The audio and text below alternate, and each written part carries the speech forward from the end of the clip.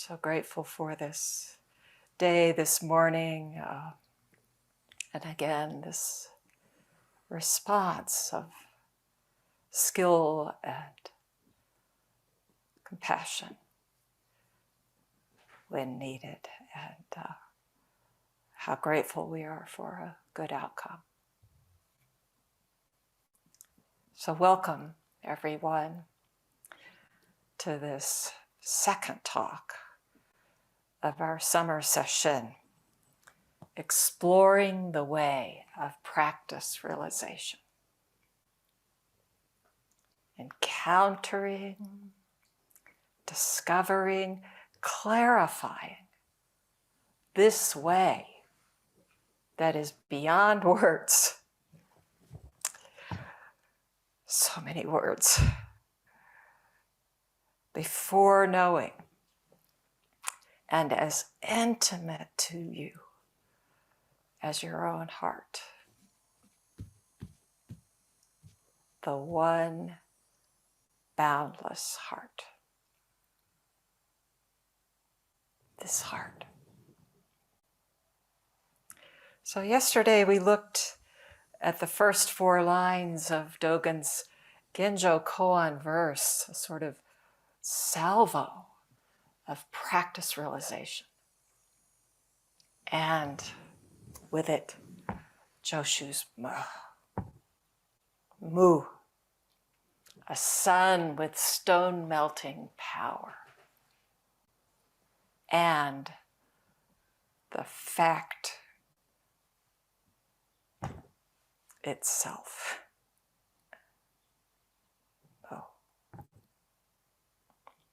A way and the way. Both of these pointers to what it is we're doing here. For today, following in the footsteps, really, I guess, of my colleague and dear Dharma friend, John Gaynor, I'd like to talk about why we do this practice realization. Zen often turns to this why, asking why. Why do we put on the 7-panel robe with the sound of the bell? This is a different kind of why, really. In a sense, why do we do this? Maybe not so different.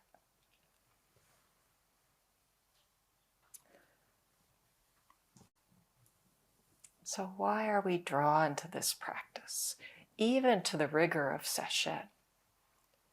And what are we expressing in doing it?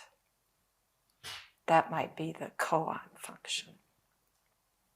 Somehow we recognize the value for deepening our practice, but also an immeasurable value. Really extending to the whole world. This one priceless treasure, it's said that we hold it in our hand during kinhin. That treasure, nothing excluded. We get a clue to this inestimable treasure from the figure of Kannon, Kanzeon, Bodhisattva of great compassion. These 4 great vows, 4 vows of the Bodhisattva are inspired by her, him, them, hearer of the cries of the world, the sounds of the world.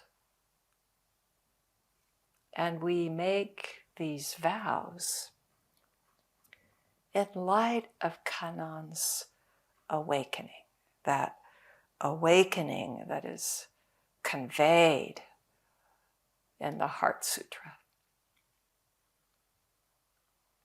So just to remind us of these vows. Sentient beings are numberless. I vow to free them. Delusions are inexhaustible. I vow to end them. The Dharma gates are boundless. I vow to enter them. The enlightened way is unsurpassable. I vow to embody it.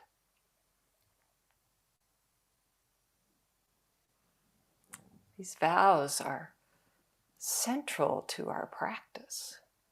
Here in this session, we recite them twice a day, English, Japanese. I hope you're okay with the Japanese. I grew up with that and love just the sound,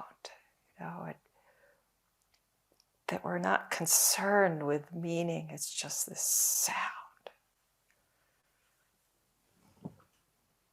So these 4 vows are a reflection of the 4 noble truths. There is suffering, the cause of suffering. There's a resolution of suffering. And that resolution of suffering is this 8-fold noble path. The last of the 8 points or steps in the 8-fold noble path is meditation. Meditation, which for Dogen, for us, is practice realization. Sentient beings are suffering. How can our sitting save, it says free, but often save all sentient beings? Right now, 7,500 million human beings. How can we free them all, save them all? In an ordinary dualistic world, beset by delusion, gripped by the 3 poisons, gripping, this is mission impossible. But what if the I that vows to free, end, enter, embody is the I Shakyamuni Buddha discovered when he exclaimed from the top of heaven to the bottom of the earth. Just I alone. That alone completely subsumes any separation. And what if the way to enter all these Dharma gates is practice realization? Realizing, embodying, and endlessly clarifying this world, this oneness world. There's another side to these vows, which you could say is already so. From the beginningless beginning, whole,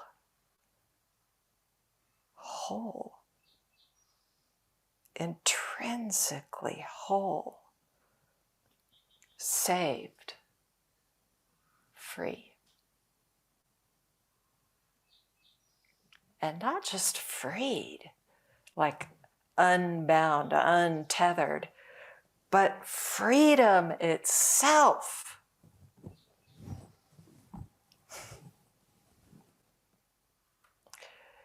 I vow is a proclamation of this reality and a commitment to it. A deep, radical, absolute belonging that includes everything. That's one way of describing awakening. A great joy that is deeply liberating. Wonderful if when it comes. But the effects of our practice are not contingent on an experience or on how clearly we see. Dogen is emphatically clear that practice, wholehearted zazen, is an expression, an embodiment of awakening. And it's functioning as awakening in this world, the Saha world, the world of suffering beings. And the awake world are not two. It's just not possible, no matter how we may think the divide. So how does practice realization matter? Does it make a difference? A difference beyond maybe the well-being of our lives and the lives of those who are near to us. Some of us here began to name those ways yesterday in the Q&A. What difference does it make? So I just wanted to revisit a story by Mumon briefly that many of you will know. So sort of way into this effects of practice. The Mumon Khan, we looked at this first case yesterday. It's published 10 years after Mumon's deep awakening, dedicated to the emperor, very well received. And Mumon became renowned in the land. Great Zen master and priest.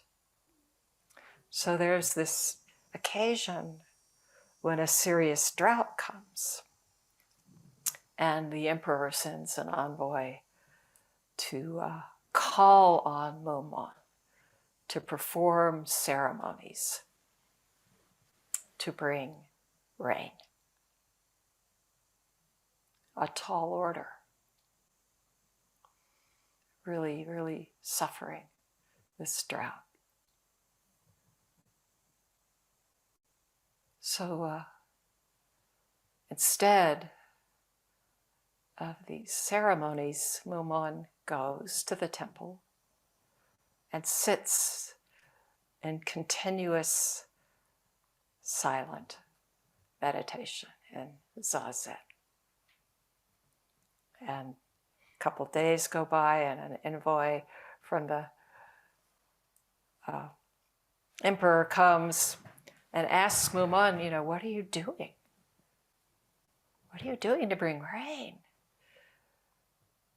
And Mumon says, silently sitting, not influencing anything.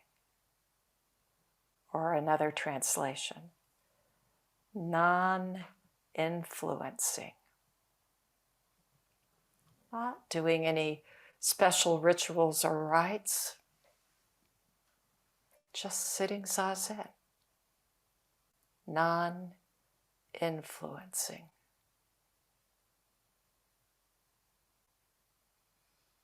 What was he doing? What are we doing? it's the same question.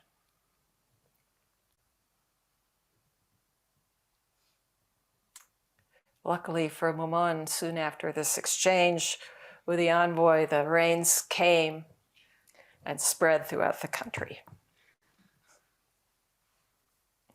Mumon couldn't make rain, or demand rain, or create rain.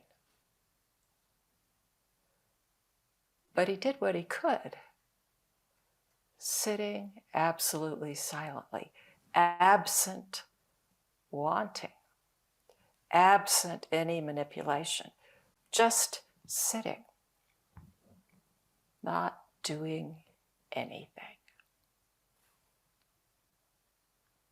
So again, why do practice realization?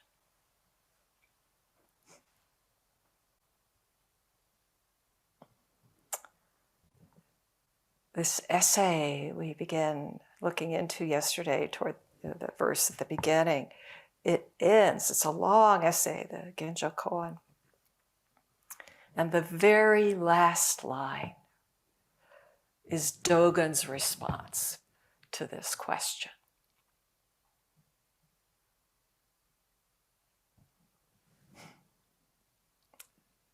I just flashed on this wonderful presentation on haiku by a woman who used a phrase heard before, but so effectively: put on your listening muscles. This is Dogen. Here's his sentence. It is because the nature of wind is constancy that the wind of the house of the Buddhas reveals the that the wind of the house of the Buddhas reveals the great earth's golden presence and ripens the sweet milk of the long rivers.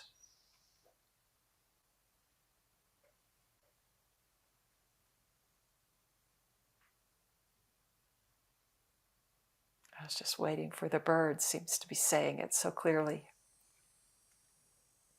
It is because the nature of the wind is constancy that the wind of the house of the Buddhas reveals the great earth's golden presence and ripens the sweet milk of the long rivers.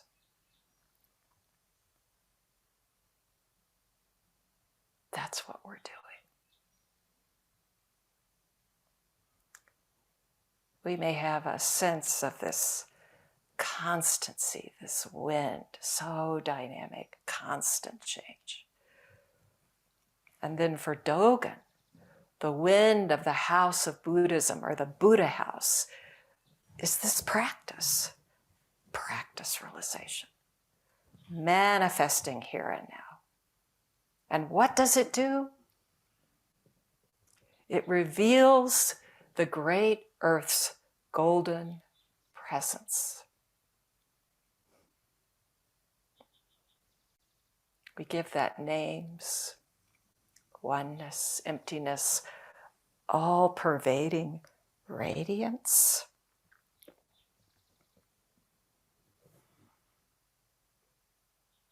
Another translation says that it brings forth the gold of the earth. I found myself twisting this little gold ring, but actually that gold is floor, tree, clouds, wind, sore knees, and on, the 10,000 myriad things. And each thing, all of it. The call of that golden presence is what draws many of us to practice. The sense that it's here, the longing to come home to who we truly are. practice realization reveals it, Dogen says, to us, to the world, and ripens the sweet milk, the compassion,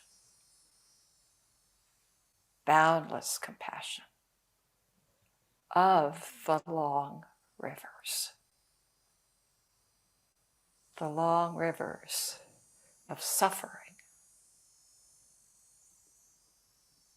the long rivers of separation, the suffering of the whole world. This is what Dogen believes we're doing here, practicing, realizing, ripening the sweet milk of the long rivers.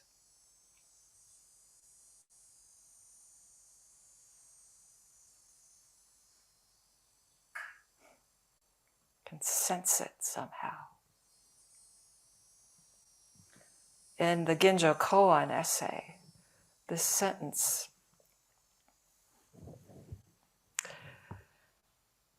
amazing sentence, is a comment on a koan. The whole essay funnels into it. It's a koan that's not in any of the major collections that we take up in Sambo Zen or any of the standard, wonderful compendiums of koans. This is Dogen's. But it clearly, manifestly expresses this case, what the Heart Sutra exclaims. So, giveaway before we start. Form is emptiness, emptiness form.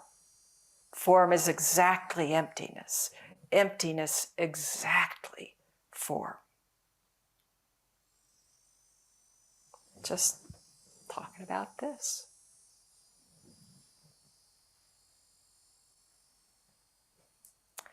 The discursive tradition in Zen sometimes calls this what the Heart Sutra is, intoning the two truths or twofold truth.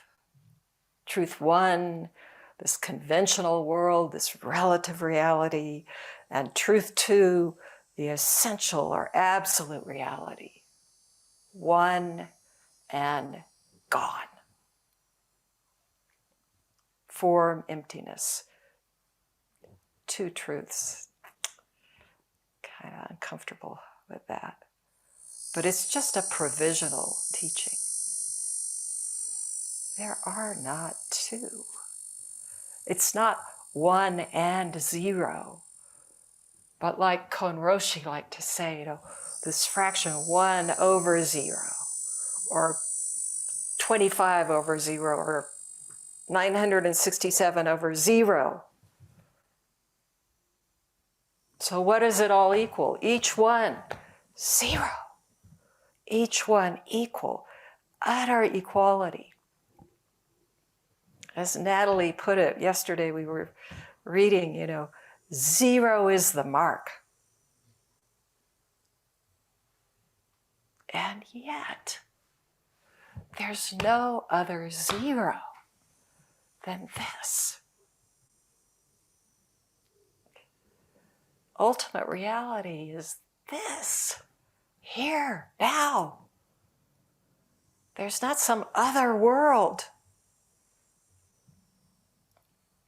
Genjo koan. Genjo means reality actually taking place.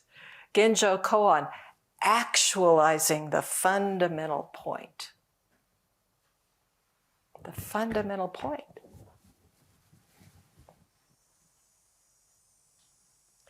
So here's the case we'll just look at briefly that Dogen puts at the end of his essay.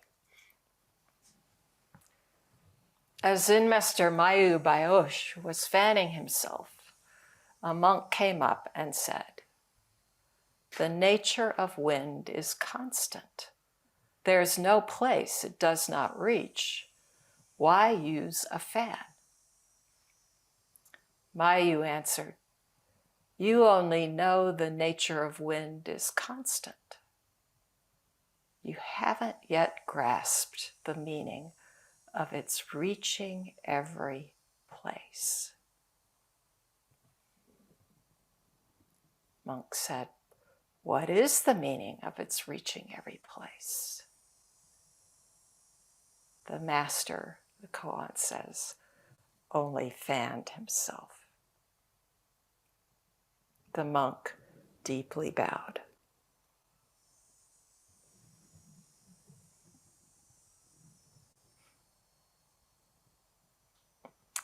This Mayu Baoche was one of Baso's disciple, great Baso. And in this scene, he's fanning himself.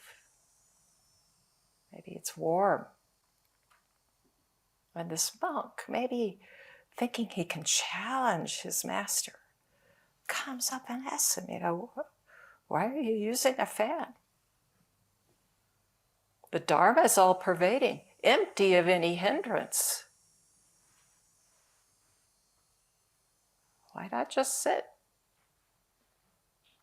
And Mayu responds to the monk, you only know the nature of wind is constant. Pretty gentle response. I'm not sure how clearly he's seeing that. You only know the nature of wind is constant. You haven't yet grasped the meaning of its reaching every place. What is the meaning?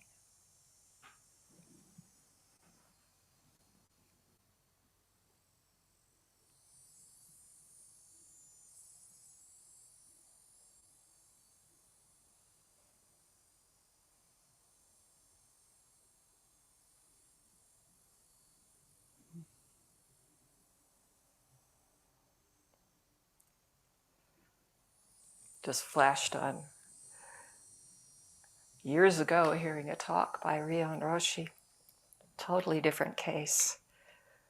And he's talking and demonstrating with his stick.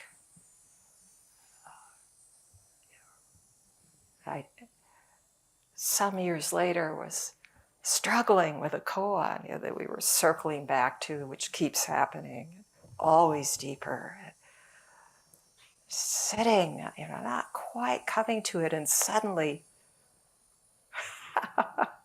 and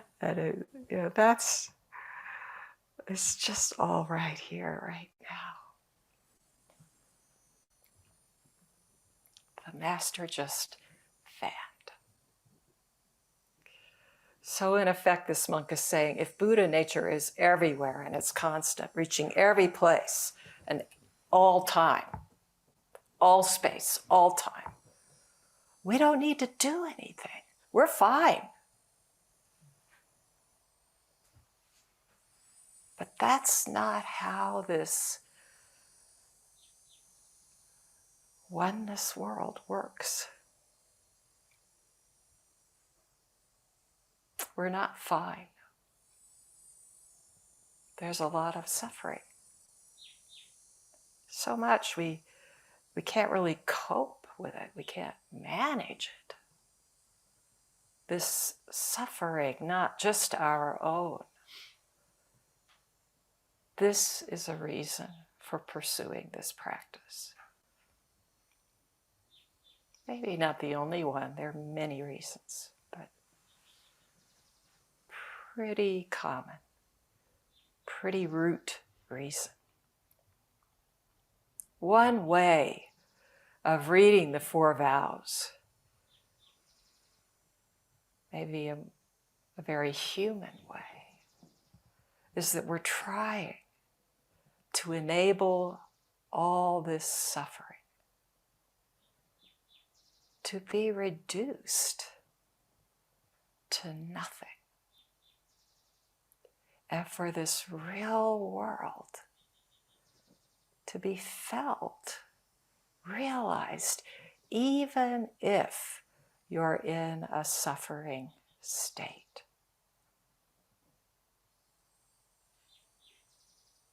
Unconditional, this freedom, this oneness. This koan, at least for me, points to the heart of suffering. Suffering compassion, like practice realization. It's inseparable. Not even really space for that hyphen. No separation. Whole, boundless, we could say, and as immediate, you could say as unique and unrepeatable as this fanning.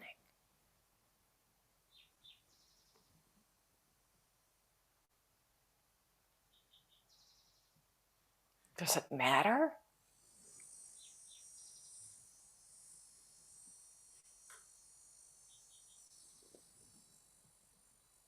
Fanning. Or in our case, here in this mountain zendo on a not too hot summer day, opening the windows. The wind of the house of the Buddhas ripens the sweet milk of the long rivers.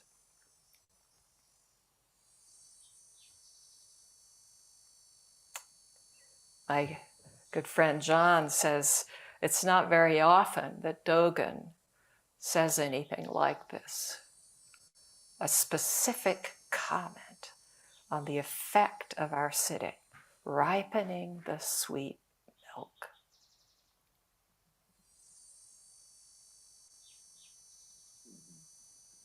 I have this comment. John and I sometimes share emails, and his are, when they come, our gift. So he put it this way.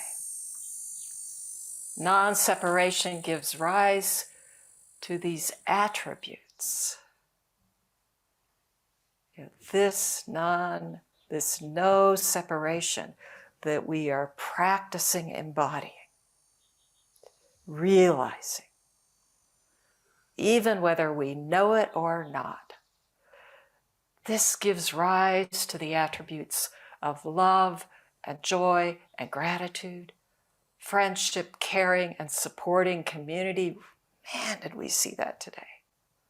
Kindness, charity, compassion, peace, harmony, all these things come up with practice realization. And they come up because there's no separation. Not just with us in our sitting. I mean, how helpful is that when it comes and you get that taste, that glimpse, you're just soaked in it. Or maybe just the breeze. It's not just with us, it also ripens for everybody.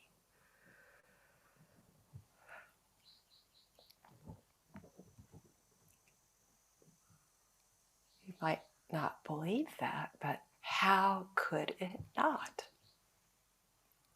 We can't but sit for the whole world. That's what this is. The whole world sitting, us.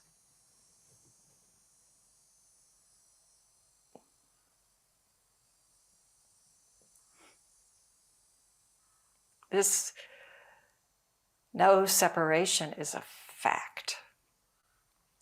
Regardless of awakening or not awakening or any of that kind of thing.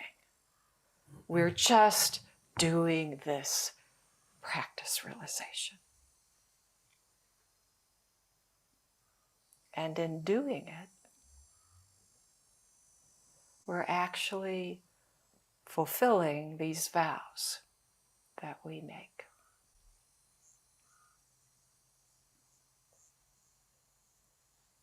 Fulfilling now and endlessly, which is always only now.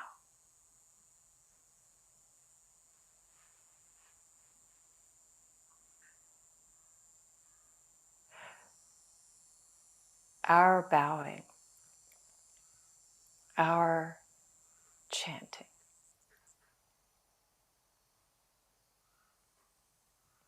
is that fanning.